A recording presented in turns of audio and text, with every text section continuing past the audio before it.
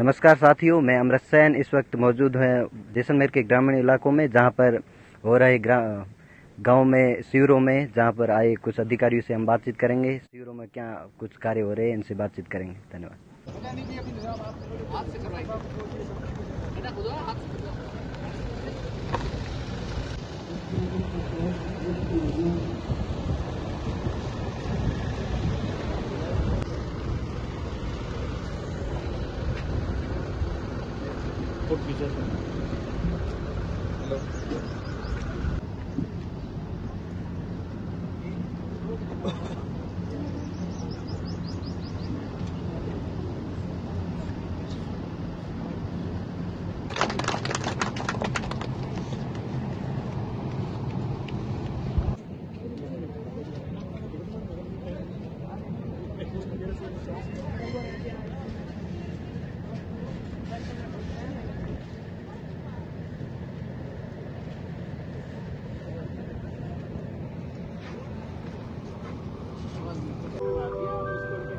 दूसरा कॉन्टेक्ट आएगा, सभी काम होगा।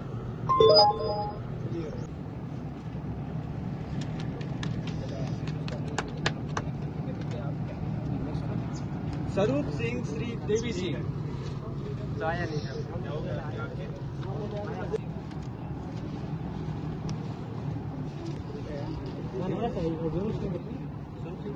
सर, फोन तो किया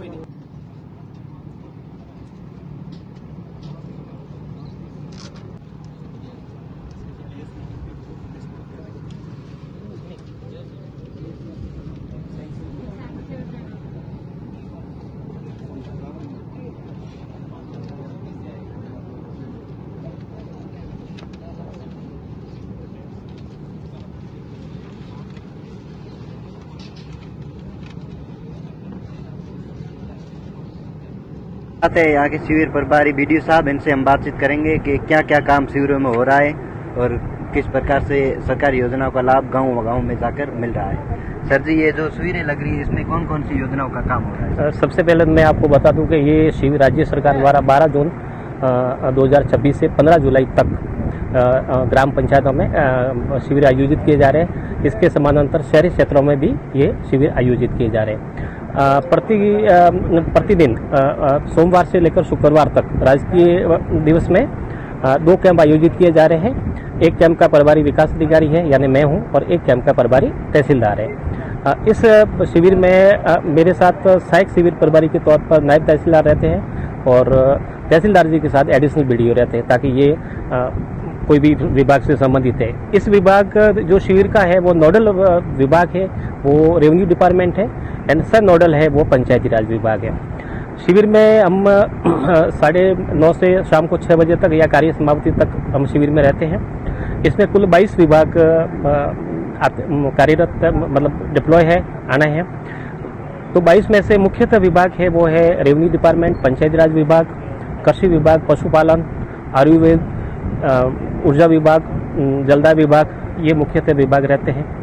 आज जो शिविर हुआ है, शिविर में आज की जो प्रगति अगर देखी जाए तो मैं पहले पंचायती राज विभाग की बताऊं। पंचायती राज विभाग में आवासीय भूमि के कुल 5 पट्टे ग्राम पंचायत द्वारा बनाए गए थे, जिसमें 4 पट्टे माननीय जिला कलेक्टर महोदय के हाथों से वितरित किए गए हैं। इसके अलावा व्यक्तिगत शौचालय यानी IHSL के हमारे पास 15 फॉर्म तो आ चुके हैं। बाकी फॉर्म अभी शाम तक पता चलेगा और कितने आवेदन आ रहे हैं। इसके अलावा इसमें पंचायती राज विभाग से हमें प्रधानमंत्री आवास की किस्तों का भी देना होता है, तो 2 सेकंड की और 3 थर्ड किस्त के लिए हमारे पास आवेदन आए हैं।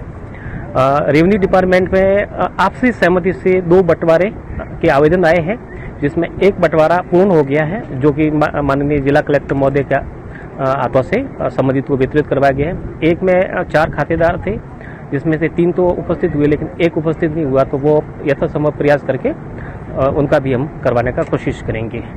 इसके अलावा इसमें सबसे महत्वपूर्ण है कि रोडवेज विभाग से जो कैंपों में अमूमन वो आते नहीं है, लेकिन इस बार मतलब सरकार ने बहुत अच्छी व्यवस्था की है।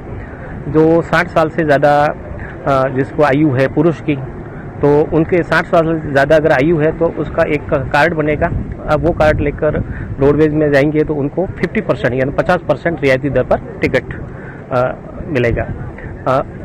जो 80 साल या उससे ज़्यादा है कोई भी बुजुर्ग, तो उनका निःशुल्क पास बनेगा। तो निःशुल्क पास, चूँकि यहाँ पे रोडवेज़ की भी 4-5 किलोमीटर दूरी के बाद में रोडवेज़ की प्रॉपर सुविधा है, तो मेरा तो यही है कि अभी भी कैंप का समय बाकी है। तो मैं आपसे मीडिया से माध्यम से ये गुजारिश करना चाहूँगा कि अभी भी हम बैठे हैं, आप मैक्सिमम लोगों को वहाँ भेजिए, पात्र लोगों को। अगर यहाँ से वंचित रह गए हैं तो जैसे हमारा नेक्स्ट शिविर, कल का जो शिविर है वो रासला मुलाना है, तो वहाँ भी आप भेज सकते हो। और अपने जो फतेहगढ़ ब्लॉक में शिविर है वो 8 जुलाई तक चलेंगे, उसके बाद ये शिविर। सर, अभी जो आवास प्लस का सर्वे हुआ था उसमें जो वंचित हो गए थे, रह गए थे, उनका नाम भी इस शिविरों में जुड़ रहा है क्या? नहीं, इसमें एक्चुअली जुड़ नहीं रहा है। इसमें सरकार द्वारा 29 जून को एक विशेष ग्राम सभा आयोजित रखी थी। उसमें प्रॉपर हमें इनसे स्पष्ट डायरेक्शन दिए थे कि कोई वंचित रह जाते हैं तो उनका आप आवेदन ग्राम सभा में लीजिए। चूँकि उस समय हो सकता है किसी के पास प्रॉपर जानकारी नहीं हो या कोई कारणवश वो अपना आवेदन दे नहीं पाए, तो अभी कुछ आवेदन आए हैं जो हम यहाँ से उच्च अधिकारियों को रेफर करेंगे या मतलब आगे पहुँचाएंगे। तो अभी मैंने वहाँ देखा तो कुछ आवेदन आए हुए हैं, 6-7 आए हुए हैं, और जितने शाम तक कितने आते हैं वो सारा लेकर हम पास से जिला परिषद में भेजेंगे। आप सुबह से शाम तक सप्ताह में 6 दिन तक काम करते हैं, यहाँ करने के बाद भी ऑफिस में काम करना पड़ता है, किस प्रकार से आप मैनेज कर पाते हैं? नहीं, देखो, हमें सुबह जैसे कैंप तो 9:30 बजे का टाइम है, तो हम सुबह 8:30-9 के आसपास ऑफिस पहुंच जाता हूं मैं। उसके बाद में कुछ ऑफिस का काम करना होता है। अब मैंने शिविर के बाद में 6 बजे बाद में मैं ऑफिस पहुंचूंगा। कुछ वाही के काम होते हैं, जो जरूरी काम होते हैं वो संबंधित स्टाफ को रोकना पड़ता है, क्योंकि शिविर तो 15 जुलाई तक चलेंगे। तो उस स्थिति में हमें सारा ऑफिस का भी ध्यान रखना होता है। ऐसा नहीं कि पूरे दिन शिविर बैठे हैं, ऑफिस में कोई ध्यान ही नहीं देवे। हमें शिविर के साथ साथ ऑफिस का जो भी सरकार के टारगेट है या जो भी लक्ष्य है वो हमें पूरे करने होते हैं। तो ऐसा नहीं कि हम शिविर में बैठ गए तो ऑफिस को भूल जाए। मैं यहाँ बैठे बैठे भी प्रॉपर मॉनिटरिंग कर रहा हूँ। जैसे मेरे को टाइम मिलता है, व्हाट्सएप के जरिए, फ़ोन के जरिए, या आप मेरे देख सकते हो, ये आप देखिए, ये मेरे जो है ना, ये मेरी फाइल में साथ रखता हूँ कि किसको किससे क्या करना है, ये मेरे साथ रखता हूँ। तो थोड़ा एक्स्ट्रा टाइम देना पड़ता है सरकार का जो। सर, ऐसी कोई समस्या है जो हर पंचायत में सेम समस्या आ रही है? कोई समस्या ऐसी जो हर पंचायत में एक सबसे बड़ी समस्या आ रही है वो है जल जीवन मिशन से संबंधित। एक्चुअली जल जीवन मिशन के तहत अधिकांश जगह पे जहाँ शिविर में जहाँ जा रहे हैं, करीब करीब वही समस्या मेरे कॉमन आ रही है कि साहब, जल जीवन मिशन ने पाइपलाइन बिछा दी और हमारे नल कनेक्शन भी कर दिए, उसके उपरांत पानी नहीं। तो ये एक लोगों में इसका एक तरह से नाराजगी भी है कि भाई आपने पानी लाइन बिछा दी तो कनेक्शन नहीं हो रहे। ठीक है, हम सरपंच साहब भी मेरे पास ही बैठे हैं, उन्होंने मेरे को बताया कि साहब ये तो गांव की मूलभूत समस्या है। इसके अलावा एक बार मैं पहले 2-3 महीने पहले एक शिविर हुए थे, उसमें भी आया था, तो उसमें भी ग्रामीणों ने मेरे को ये समस्या बताई थी। एक बार मैंने यहाँ रात्रि चौपाल की थी तो उसमें भी ये समस्या बताई थी। तो ये वास्तव में समस्या है और मैं ये चीज़ें विभाग तक पहुँचाने की कोशिश करता हूँ, पर उसमें हो क्या रहा है वर्तमान में कि जल जीवन मिशन एक प्रोजेक्ट है और बाकी जो काम देख रहे हैं पेयजल से संबंधित, वो रेगुलर डिपार्टमेंट देख रहा है, यानी पीएचडी देख रही है, उनके पास उनका एक्सेस नहीं है, क्योंकि जल जीवन मिशन अपनी सारी लाइनें बिछा कर सब करने के बाद में वो फिर विभाग को ट्रांसफर करेगा या ग्राम पंचायत को करेगा। तो अब वास्तव में ये समस्या है सरपंच साहब ने, और आज जो परिवार जो आए हैं लोगों ने दिए हैं उसमें अधिकांश वही परिवार है कि हमारे साथ पानी की समस्या है। एक तो ये समस्या रहती है, दूसरी रहती है बिजली से संबंधित ऊर्जा विभाग, उसमें ये रहता है कि साहब हमारे ढीले तार हैं, आप दुरुस्त करवाइए, पोल क्षतिग्रस्त है। तो मैं इसमें जैसे बिजली विभाग से संबंधित इनका जेईएन है, इनके साथ एक हेल्पर भी रहता है। तो हम क्या करते हैं कि जैसे कोई सा परिवार आया तो हम बिजली वाले जो परिवार है वो कोशिश करते हैं कि सॉर्ट आउट होने लायक है तो मौके पर हो जाए। जैसे आज अपने कैंप में एक परिवार आया, मैंने अभी इनको बुलाया, मैंने कहा अभी आप मौके पे जाइए और मौके पे जाकर अभी आप देखिए। तो वो गए, देखेगा वास्तव में समस्या तो है, हम इसको आज या कल ठेकेदार को बुलाकर ये सॉर्ट आउट करवाएंगे। तो हमें तो ऐसी समस्या आती है ना, तो हम इसको बिजली से संबंधित होने लायक है वो हम शिविरों में यथासंभव करने की कोशिश करते हैं। ऐसा नहीं कि आज का काम हम कल पे करा लेंगे। और हाँ, एक मैं और बताऊं कि अभी मैं जैसे जा रहा हूँ, मैंने 2-3 जगह ये जो रोडें हैं ना PWD, इस रोडों पे मिट्टी भरी देखता हूँ।